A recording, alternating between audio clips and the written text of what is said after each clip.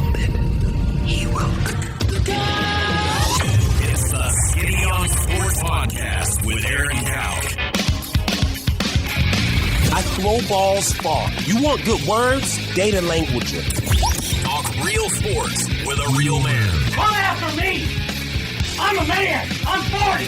And now, here's the be-all, end-all, know-it-all of high school, college, and pro sports. Aaron Skinny Count with the Skinny on Sports. We're talking about practice, man. I'm the MVP. Good Thursday morning out there, Western Oklahoma. Welcome to the Skinny on Sports right here on 98.1 FM, the Sports Animal. Glad to have you along for the next hour. It is basketball playoff time back in Oklahoma. Regional tournaments, Class A and Class B, all across the state today. We'll tell you what we've got coming up, the schedule for today, who needs to play well, who to watch for on Paragon TV. You know who else returns today, Jared? Who returns today? Tiger Woods, y'all. Oh, yeah, is that today? Tiger Woods returns at Riviera in new clothes, mind you. I saw in the Pro-Am yesterday, or maybe a practice round on Tuesday. His average drive, 342. Must be the new threads. Right? Must be. Has to be. It was always the shoes, Mars. Yes. Is it the shoes? So, Tiger Woods back on. You like the new logo? You like all that? Not really. Not really? No, I like that old TW. I always take my opinion on golf apparel based on my fellow golfers who golf way more than me, and so far it's been mixed reviews on those. From my buddies and what you just said, it's been mixed. The logo's kind of weak. I think it could have been a lot cooler. But the problem is that TW that everybody knows from the Nike stuff is pretty cool. And he doesn't want it. They asked him yesterday if he wanted it. He said no. You know, as they can go on. As weak or bad as the logo's perceived, he's probably, I don't know. People are going to buy it. It looks people are still going to buy it. Only old school golf people know what this is, maybe. I don't even know if they're around anymore, but it kind of looks like a cut up version of the old Slazenger logo. I'd have to look that one up. Anyway, yeah. I'm worried. I don't. Here's the deal. He's going to have a shirt and some pants on, and then come Sunday, he's going to have red. Yes. So, red and black, move on. I just hope you get to see him on Sunday is the point. That means he played well, made the cut, and kind of moving the needle for the PGA Tour. Also, we haven't talked about this all week. I just looked up that logo. Yeah, now it's I'm kind of reminded. that. I'm It's reminded kind of that look. Yeah. Also, we haven't talked about this. Do you have a problem with what happened in Phoenix? A lot of people are trying to act like this is like they shouldn't have the tournament anymore. Oh, I don't know about that. So we can talk about that. A little shot at Possum right off the get-go. Daytona 500 qualifying. Careful. This one's going to strike a Ford nerve. sweeps the front row. Careful. Our friends at Barber Dyson Ford. Don't be talking about someone's Ford sweeps. truck. So funny what little things will strike a nerve with people. Logano and McDowell in the front row of Daytona 500 qualifying. Do you watch the Daytona? Yeah. Do you? I like the Daytona 500. I don't mind it.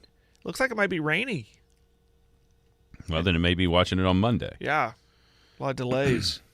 It's awful weird to have the biggest thing very first thing on the schedule.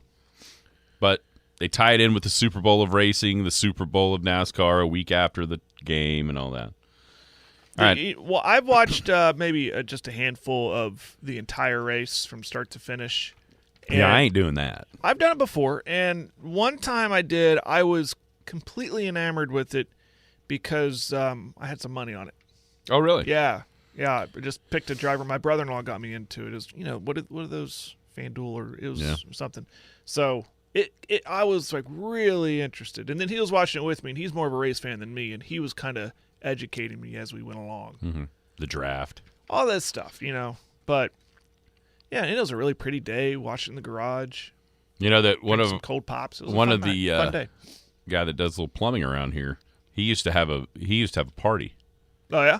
Yes, a good feast for the Daytona 500. Had a neighbor who loved it so much he would watch in his garage, but he had a speaker system in his garage. Oh yeah, and that they just stopped. That'd be talking, pretty cool. I mean, and you could hear him from a block away. And you could hear. Now that would be pretty cool. I was like, Justin's watching the race again. He's watching the race. Speaking of Possum, his dad JL, who's no longer with us, he was such a Dale Earnhardt fan. Mm-hmm. He painted his golf cart. Oh wow. Black and with the 3. 3? Yes. That's cool. Now that's cool. Yeah. JL had the Dale Earnhardt golf cart. I in like full that. effect. I like that a lot. That is cool. Yeah, that was. We all know where we were during that Daytona, don't we? Yeah. Yeah. I'll remember that fateful day. Yeah, that was. Yeah, I'll watch. I mean, what else is on? Well, Tiger. Well, there's that. Yeah. Some crappy college basketball probably be on. Yeah. I have to check Iowa's schedule. I've turned into an Iowa fan on Sunday afternoons, apparently. I just knew you were going to tell me how OU won their 9th straight in the Big 12. It's a good win last night. Yeah. 12-1 in the Got news for you. Beating Baylor isn't as cool anymore. Well, not without without Mulkey down there. Mulkey down there. Still feels good. All right, we got hoops today. Paragon TV will tell you where, when, who. Look forward to that. How they might play. Why? You know one of the coolest parts of the Super Bowl? And it's starting to happen. Obviously, NFL Films is all over that thing. Yeah. I mean, I don't know. Every inch of the field probably has some sort of microphone capabilities. I'd be afraid to let one rip because a microphone's going to catch it. Text line, AJ, not a NASCAR fan. Can I read it out loud? No, probably not. I mean, you can, but. Oh, wow. Well. Okay. Not watching. Well, speaking of wieners, I might cook some on Sunday and watch Don't the put race it in a meat grinder. And think of you, AJ. It's not that bad. The wieners are better not ground just up. Turn the channel. I mean, you don't need to do that. No, seriously. Hot dogs are better. The wieners are better not ground up. Yes. Not ground. I think we're supposed to have a pretty day Sunday. Ground wiener doesn't sound very good. It does not. Maybe put it in some beans or some chili. There you go. Anyhow, so you're starting to hear some of the sound that's coming out of the Super Bowl. And there are a couple of interesting things that I kind of came across over the last day or two that I think we can talk about. Also, did the Niners scapegoat poor Steve Wilks yesterday? If we're firing every defensive coordinator that's lost to Mahomes, and we got a lot of vacancies out there. I think it is interesting because going into the game, the Niners, you see it felt like their defense was more reputation than what they'd put on the field in the playoffs, at least. Green Bay got to them. Detroit obviously carved them up in the first half. I thought they played pretty well against Mahomes on Sunday. But Steve Wilks out as the defense coordinator, basically probably because Kyle Shanahan didn't want to fire himself at the end of the day. Yeah. 225-9698 is the phone or the text line. That is 225-9698. Give us a call, shoot us a text. We can talk about any of those things or whatever else might be on your mind. Feel free to chime right in at 225-9698. If you're going to be outside the listening area, stay in touch with the show a couple of ways. Log on to kadsam.com or download the app. The app has it all. Radio, Penny News. Go pick up a free copy of the Penny News right now at your favorite local news stop, thepennynews.com. Big Elk and Paragon TV back on the air today. Class A and B regional action all over western Oklahoma, even into kind of central Oklahoma. And then, of course, Skinny on Sports podcast available everywhere. How are you today, Jared? I'm good. Hey, reminder, I got to leave in like 30 minutes. For what? I got a dentist appointment at 10. Oh, yeah, that's right. Yeah, sorry. Dentist appointment. Oh, good. That way I can just go off about Tiger and Daytona 500. I mean, don't let me stop you. Yeah, I've never. All right, so sounds from the Super Bowl are starting to filter out. There's a couple of things that really kind of caught my eye.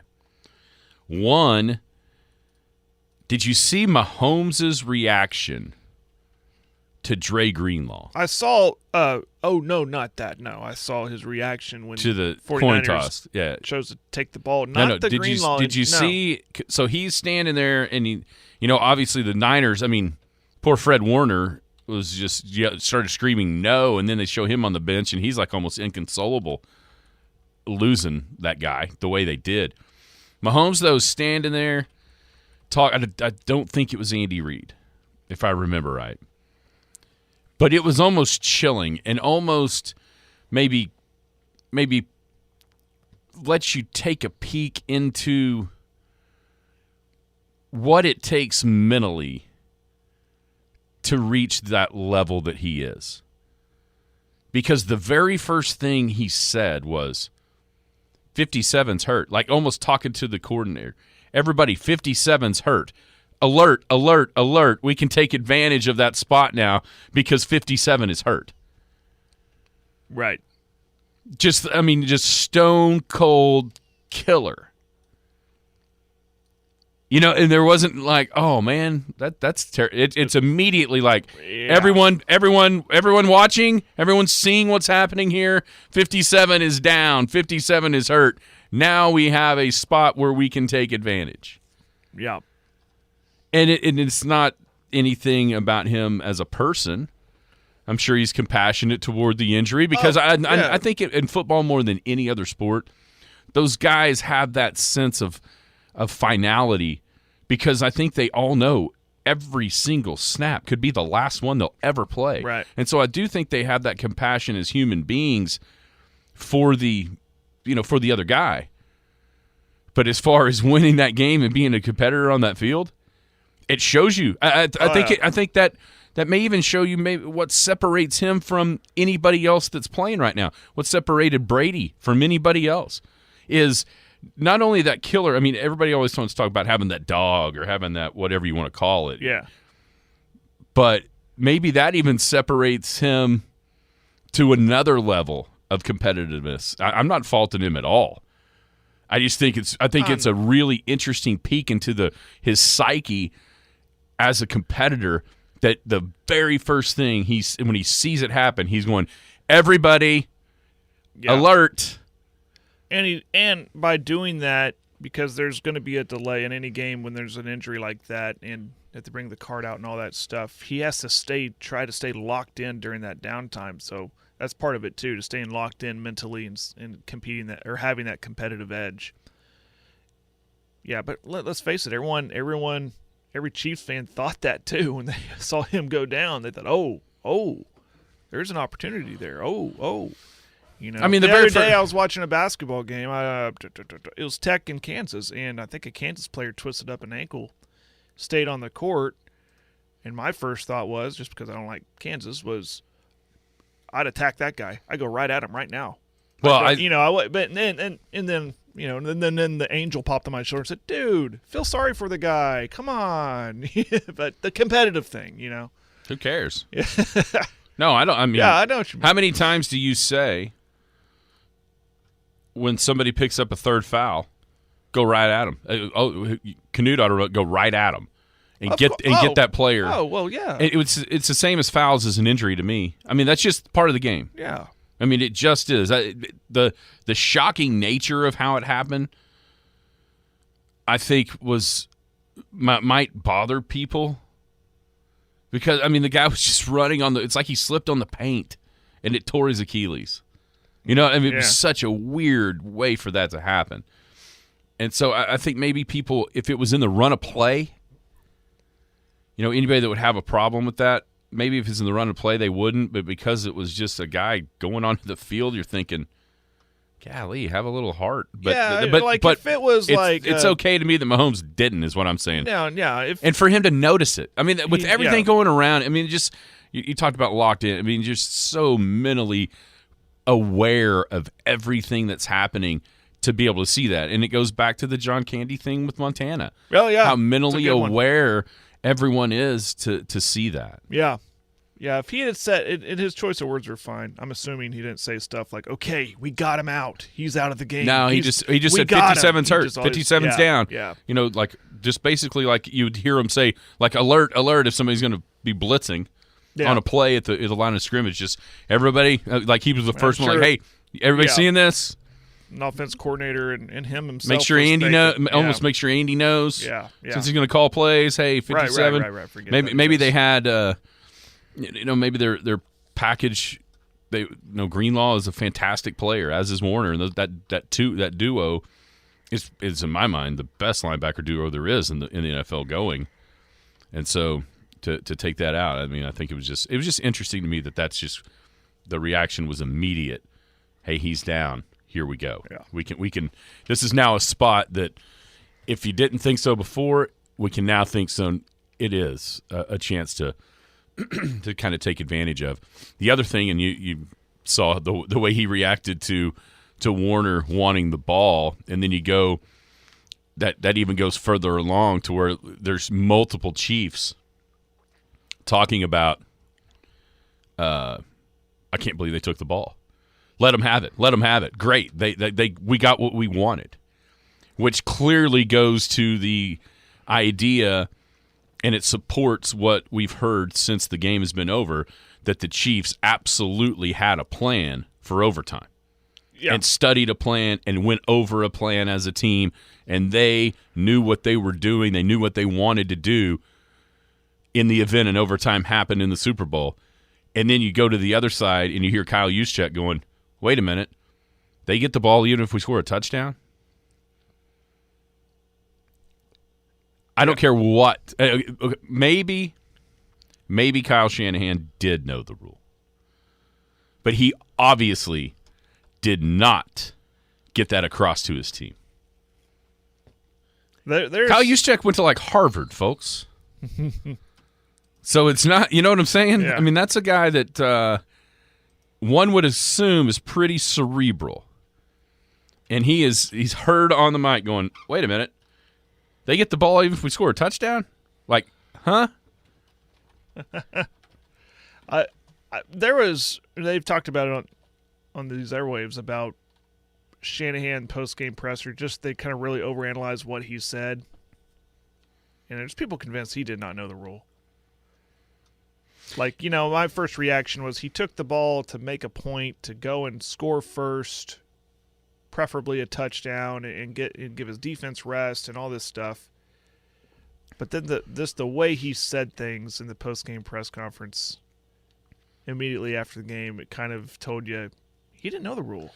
See, when he first says, I didn't want to give the ball back to Patrick, in my mind, that meant right then, because the Chiefs have just went on the drive, the 2-minute drive, and he wanted to give his defense a little bit more time to rest. But then you start to hear the players going, well, we didn't really talk about it. Juszczyk literally saying, what? They get the ball? It makes you wonder if, and Shanahan has handled this in a way to where, man, it doesn't look very good for him. And there's ways where I think he could have kind of said, things happen, we didn't make plays, and avoided. But now he's backed himself and painted himself into a corner, and he's tried to use we wanted the ball third defense, meaning if they did the same thing, then they would have the first possession of sudden death. He's tried to defend it that way. That really hasn't come across very well anyway, especially because now you hear the Chiefs, who had such a plan that they were going for two to end the game. There wasn't going to be a third. Right. There's no top of the second inning. The Chiefs aren't going to allow it. Like they went into such in-depth planning throughout the playoffs for this situation that they had already literally drawn up a 2-point play just for overtime. God, not even the other play. Not in case they need another 2-point play. How awesome would that have been? To come down to a 2-point conversion? For the win. Oh, it would have been amazing. For one play for the Super Bowl for either team. That'd be awesome. And see, what's crazy is, you get it from a strategic standpoint, no matter who it is. Because with the way, and especially in that game, when you think about how good the kickers were, you kick one in the end zone, all the other team really has to get is what, 35 yards? Because they get it at the 25. Yeah. 25 yards gets you to the 50. So that's I'm not so sure that, Moody, those two 50-plus yarders he made were hitting the net over halfway. I don't know that they try a 70-yard field goal. No. Or even, what would it be, 67-yarder if they only get it to the midfield stripe? Is indoors. I don't know that wind, that would have taken a huge amount of intestinal fortitude to try that, with Mahomes then needing to get a first down and kicking a long field goal. But point being, you understand it from the San Francisco or the Chiefs side. If they have to score a touchdown, say the Niners scored one, kick the extra point, then they, it comes down to A, not giving the Niners a chance to kick a field goal the next time they have the ball to win the Super Bowl, and B, giving Patrick Mahomes the ball in his hands to decide it by going for 2. That makes perfect sense to me. And then on the other side, if you're the Niners, not letting Patrick Mahomes have a chance to kick a field goal to win, say they took it second, kicked off, that makes perfect sense to me too. Even though it's Brock Purdy, even though it's your offense, the last thing you're not letting Patrick Mahomes decide anything, which goes back into the point of what the hell were they doing? Mm-hmm. Yeah, still the more that this goes along, the further away I get from what they did being right. I didn't think it was right in the moment. I'm going, what are they doing? This is now like college. It's the same. It's not the same rules as far as where the ball goes and all that, but it's the same strategy now. And in now, if it would have been like a horrible day and raining and windy or snowing, maybe you decide, okay, we'll kick, try to force some field position with the stop, and then now all we have to do is get a field goal. Maybe. Yeah. Before. I'm talking about before. Now with the new rule, that's absolutely what you do. Plus, even if you give up a touchdown, then we got 4 downs to get 10 yards all the way down the field. So essentially what they did was they gave Brock Purdy 3 downs to get 10 yards, and they gave Patrick Mahomes 4 downs to get 10 yards. To me, that's backwards. Do you think Andy Reid goes for it, 4th and 1 on his own 34? Like they did on the first set of downs, if the Niners would have kicked first. I think he would have.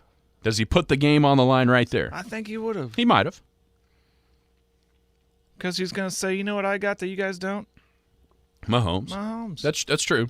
But at least there's a doubt. And Kelce. But at least there's a doubt about it. By them having the ball second, there was no choice. They had to go for it. Right. So I think that sound is always super interesting to kind of hear in the moment what we all talk about for a couple of days, and then boom, it comes out on like Wednesday, and it either kind of validates what you think or makes you think about, that's what they were really thinking. Yeah. Last thing on the Super Bowl, and then we'll start talking about the draft.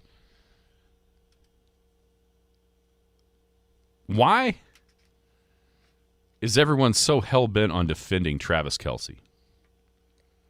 And the outburst on the sideline? Yeah. Why is everybody so intent on defending him? Why can nobody just say it was a bad look? Yeah. No, I don't know. I've never defended and stop there. Yeah. Stop it. It was a bad look. Lots of what you're hearing is it's a bad look, but it's in the heat of. Just say it's in a bad look. Right. That's all you have to say. It's not some sort of shot, and no one thinks he should have not played the rest of the game. Now, if he'd have shoved him to the ground, he jumped on him and started punching him, well, yeah. But with what happened, just say, hey, it was a horrible look. You can't do that. Correct. To the coach. You have to have more respect than that. And I got to give kudos to his brother, Jason, because his brother kind of held his feet to the fire on their podcast. You could tell that Travis was trying to brush it away, kind of like, yeah, okay. And he kept on saying, no, bro, you shouldn't have done it. And finally, he kind of did say, yeah, I would, and then kind of laughed it off. Right. But Jason Kelce was okay with telling him he was wrong. Why can't everybody? Everybody knows that's wrong. I think it's okay to make a mistake because it kind of shows that he is human. You know, he's been perceived as this squeaky clean guy, dating Taylor Swift, all this stuff. But it's okay to have slip-ups, and it's okay to say this guy messed up. Listen, kids, don't do that. You know, Right. But by defending it's a dangerous precedent to set because, I mean, what if today at basketball games things aren't going your team's way and a player gets in your own coach's face like that? That's not a good look. And what are you going to do, defend it? No, you don't do that. You're supposed to have a little bit more respect for your coach. There's very few things. I mean, there's kind of always another side to it, right? To a lot of the things that happen in games. This is one of those where I feel like everybody should have this. Everybody should be on the same side. I mean, it was wrong to do, and that's okay. Yeah. And it's okay to say it's wrong. You just say it's wrong. I mean, that's, and then that can be it. Man, that was wrong. You shouldn't have done that. You don't have to qualify it with anything, right? Either negative or positive. Yeah, and it made for a great meme. I'll tell you that. There's everyone just putting their own spin on it. But then, the game wasn't even over. I kid you not. The game wasn't over. I checked Facebook, and somebody had turned it some inspirational thing like, look, he's just in the heat of the. I'm like, no, he's wrong. And again, you're right. It's okay to be wrong, and it's okay to admit that you're wrong. What he did was wrong. It was. And just stop there. Exactly. He's not a kid. That's a great point by AJ on the text line. He's not a kid. He's a grown man. He messed up. Yes. It's okay to say it, and then just move on. That's that. You don't have to come out. You don't even have to say, "Man, that was wrong. He ought to had to do but this." I think what I'm saying, just simply, it's wrong. I don't know if AJ's disputing what I just said. What I'm saying is he is a role model. He is a grown man. No, he's saying why is everyone not just saying it's wrong? Right. You're right. Yeah. That was my fear. Was great. Now we're showing these kids it's okay to do that. It's not. It's not okay to do that. You can be in a competitor. You can have passion. You can do whatever, all those great things that make people great. You can have all those things and not do that. And if you do that, those things aren't an excuse. It's just wrong. Yeah. And then move on. Yeah. And I was disappointed because I thought, man, I like Kelce. I do. I like Jason Kelce. And I thought, dang it, don't turn into Draymond Green. Don't turn into that guy that thinks you're smarter than everybody in the room and you're acting like that, acting a fool. Don't do that. Yeah. It was a bad look. Simple as that. Right. When we come back, talk a little high school hoops before Jared has to get his teeth fixed. Hey, Western Oklahoma schools, listen up. How would you like to win a $5,000 interactive smart display for your school? Thanks to Video Reality, an audio-video business in Oklahoma City, you could be awarded one. Here's how. From now through February 28th, anyone can text in one time per day through the entire promotion. The winner will be announced during our live coverage on the ParagonTV.com and Cool 94's coverage of the Saturday, March 2nd Class A and B basketball championships. Here's how to participate. The text line number is 580-225-9697. And in the text, simply type in the one-word name of the school you choose to support. We are so proud to partner with Video Reality that through their gracious gift in this promotion, some lucky school will be awarded a $5,000 interactive smart display. Remember, send a text to 580-225-9697. Type in your school's name. It can only be one word, and send it. Limit is one vote per day per phone number. Good luck. Video Reality, your audio, video, and control experts. The Skinny on Sports. First and last, baby! Welcome back. Skinny on Sports, 98.1 FM, the Sports Animal. Clarifying, Jared's teeth are fine. They're just getting cleaned. Just a cleaning. No root canals going on. Check up. Nothing's. I'm okay. He'll be fresh and clean, ready for regional basketball today. Ready for Frito chili pie. Frito chili pie. Oh, that's my favorite. Is it really? Yeah, you don't know that? I've always talked about that. Everywhere I go, I'm getting the Frito chili pie, and then I'm quietly judging you when I eat it. Man, it is playoffs. I know, Western Equipment time. Arepo would always have some pretty good eats in the old hospitality room. Well, I'll tell you what. Smoker would be used on a bunch of it. I wonder if that's the case for the playoffs. I don't know if they'll let me in with Canute stuff on, though. Yeah, you're probably out. Frito chili pie it is. Yeah, I thought I was getting yelled at on Saturday night. Well, turns out they weren't yelling at me, but I usually feel it in the back of my head. Oh, for where sure. I sit. Yeah. No doubt about it. All right, schedule for today. Let's start with that. Class A girls over at Arapahoe. It'll be the Lady Indians of Arapahoe Butler versus Drummond. 1 o'clock start. You can watch that one on ParagonTV.com. It's going to be interesting. I was just looking at Drummond's schedule. They've kind of a similar route to what Arapahoe's done, but they've taken some good teams down to the wire. Yeah, Dover's one of them. Wacomas last week, another one. They lost by 3. I think it's going to be a good game. Yeah, I do too. So Arapahoe and Drummond, 1 o'clock, Paragon TV. You want to go? You want to go chronological order? You do you, bro. Let's go chronologically. At the same time, in Class B girls, up at Hammond, we've got Eric and Sweetwater. So these are elimination games in the consolation bracket. Loser is playing softball, running track, whatever. So on the girls' side, Arapahoe, golf. Arapahoe Butler Drummond, Paragon TV, 1 o'clock. Eric and Sweetwater, that's up at Hammond. That's a 1 o'clock start. And then immediately following those games, on the boys' side, up at Hammond, you get the exact same one. Eric and Sweetwater on the boys' side at 2:30. Paragon TV. Okay? That's a regional consolation elimination game. Now, sad news. Out of our control. Yeah. We can't do anything about this. Cheyenne Raiden boys will play Carnegie at Carnegie 2:30. That's an NFHS only game. They will not allow us to broadcast. We submitted the form, the application, I guess you could call it, to be approved, and it was not approved because I guess that's actually at Cyril, isn't it? I said Carnegie. They're playing Carnegie at Cyril. Well, it is at Carnegie. Oh, they're the same? But no, it's hard to explain on air. It's hard to transfer over to radio, but it's because that the Carnegie, I believe, is the sub site. So we still can't do it even though it's at Carnegie. Right. What?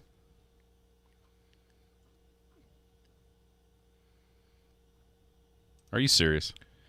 This is at Cyril. It's at Carnegie. It's at Carnegie. Sorry. Yeah, at Carnegie.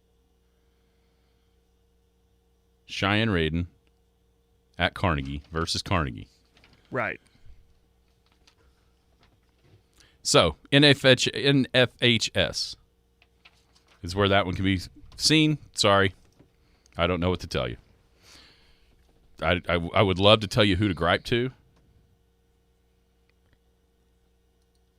You know what I mean? Right. I would love to tell you. I just don't know the answer.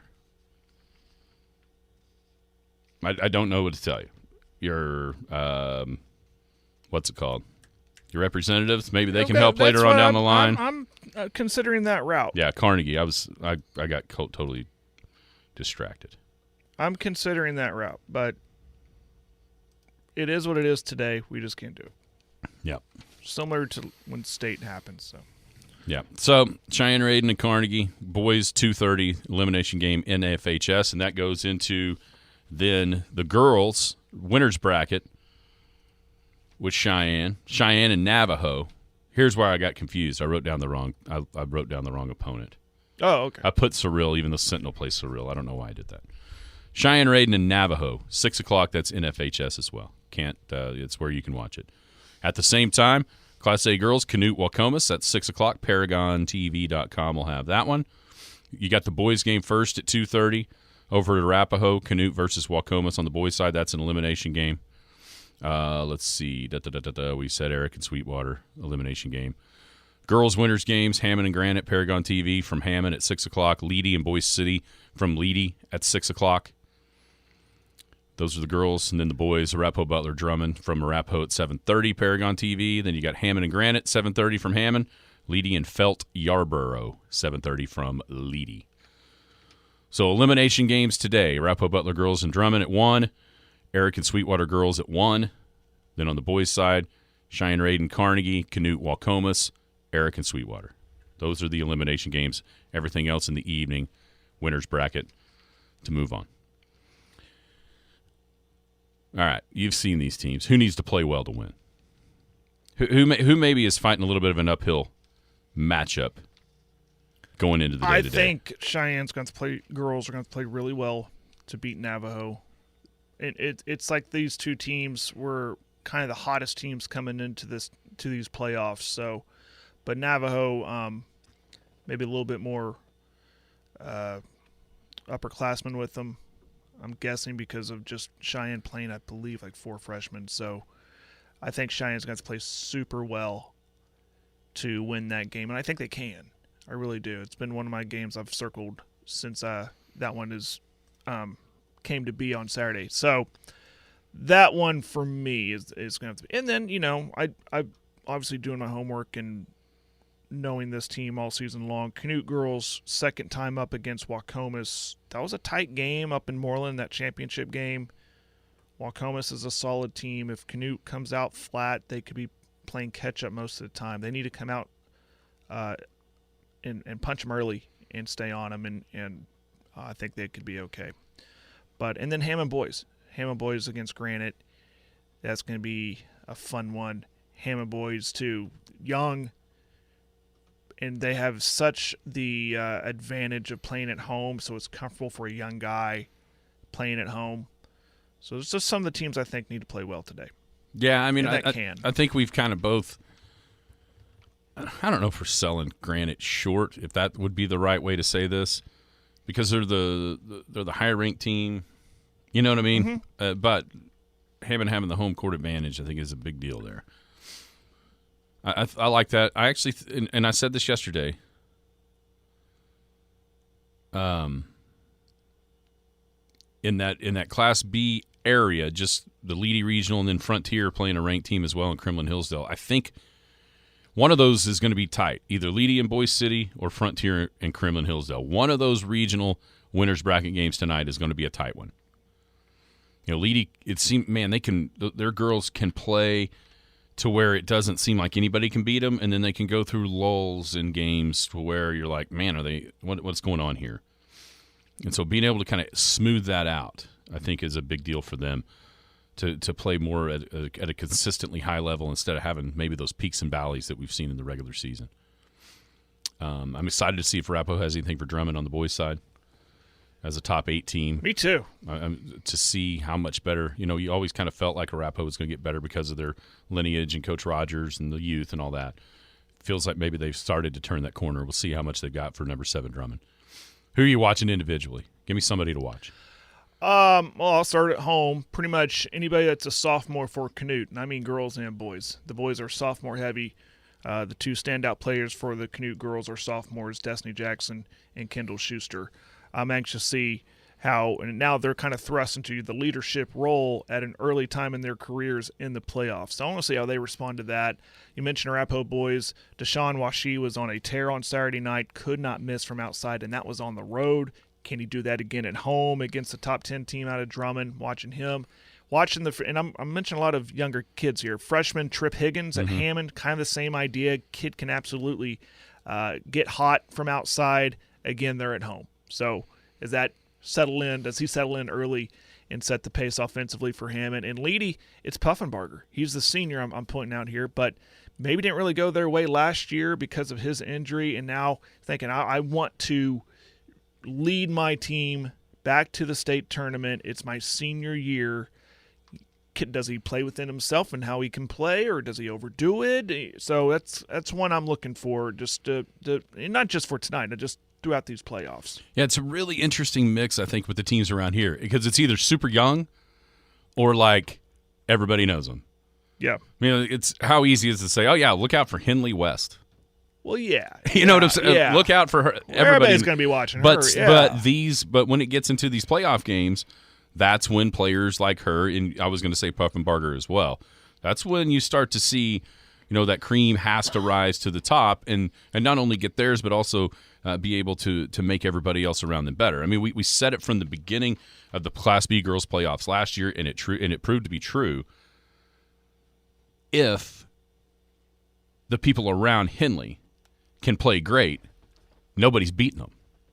And guess what? The people around Henley, you take it for granted. You take it for granted that she's going to play great, right? But if the people around here can raise their level too, then you're not going to beat them. Guess what? They did, and you didn't beat them. Right. You know, that's there, and I think Puffenbarger's a perfect example on the boys' side of that. He's kind of that this year. Mm-hmm. Because he's healthy, and he can control at his size with his skill. Man, he can control a game differently than a lot of people out there. He's very he may not be as athletic, but his role is super similar to me as Rodgers at Fort Cobb. Yeah. Very similar roles where it's kind of everything rolling through, right, at different parts of the game, and especially when it comes down to crunch time. You know where the ball's going, and can someone help him if it need be, somebody make a shot, you know what I mean? Or can he just dominate? Both options are available. Yeah. It's going to be good stuff. We'll run down the schedule again. All right, Jared, you got to go. Yeah, I got to go. All right. Jared's out of here. You've been listening to the Skinny on Sports podcast with Aaron Cow. Be sure to hit that subscribe button to get alerts of when the latest podcast is available. Thanks for listening.